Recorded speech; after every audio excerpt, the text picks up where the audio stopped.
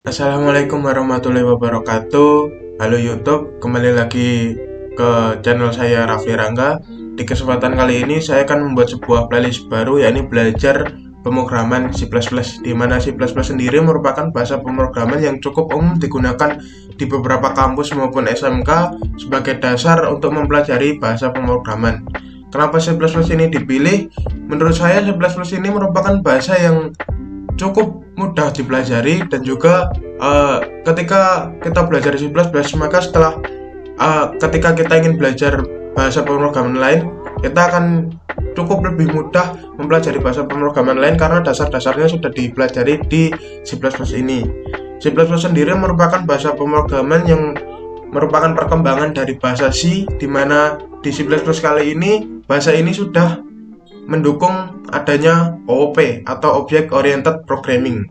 Sebelum kita masuk ke bagaimana sintak pemrogramannya atau bagaimana cara membuat program C++ ini, tentunya kita harus belajar terlebih dahulu bahan dan juga alat yang kita gunakan untuk dapat coding menggunakan bahasa C++ ini.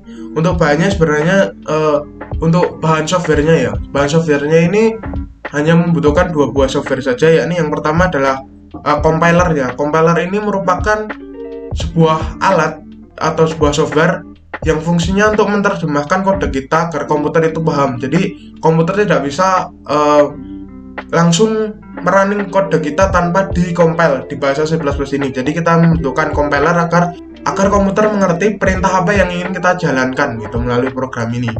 Di sini untuk compiler yang umum digunakan adalah MinGW seperti ini. Untuk cara download MinGW-nya kalian tinggal search saja di Google download MinGW begitu. Untuk versinya bebas, terserah kalian. Kemudian yang kedua adalah text editor, dimana untuk text editornya seperti ini. Di sini bebas ya pilihannya. Mungkin untuk yang belum pernah coding sama sekali disarankan menggunakan Notepad++ karena ini merupakan text editor atau tempat kita menulis coding yang paling sederhana, yang bisa membuat kalian lebih mudah, lebih paham tentang cara membuat code yang lebih terstruktur. Untuk yang mungkin sudah lebih mengenal terlebih dahulu, mungkin bisa menggunakan Sublime Text seperti ini, menggunakan Sublime Text. Kemudian ada juga yang mungkin ingin menggunakan Visual Studio Code seperti ini, VS Code juga diperbolehkan. Itu terserah kalian, tapi di seri kali ini kita akan menggunakan Notepad++ saja.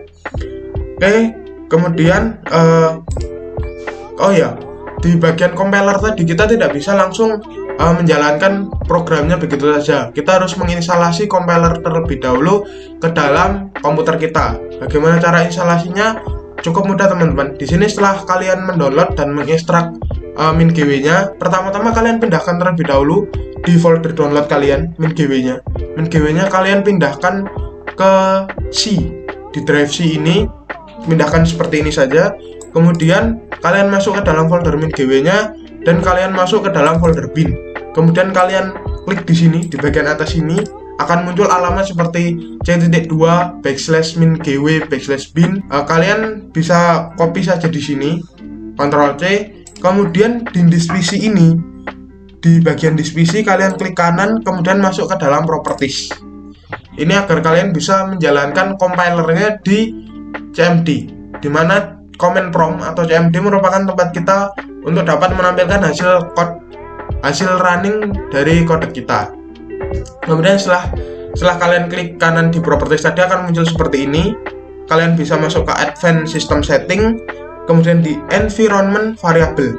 Kalian klik di sini, kemudian kalian cari di bagian sistem variabel di sini. Kalian perhatikan di bagian path. Cari yang bagian path ya teman-teman, jangan di bagian yang lain.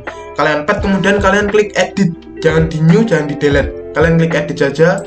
Kemudian di sini akan muncul tabel seperti ini. Kalian tinggal klik edit atau new. Saya sarankan menggunakan new saja. Kemudian kalian pastekan alamat yang tadi, Ctrl V, sehingga muncul akan tampil seperti ini teman-teman. c.2/MinGW/bin. Di sini kalian tinggal klik OK saja.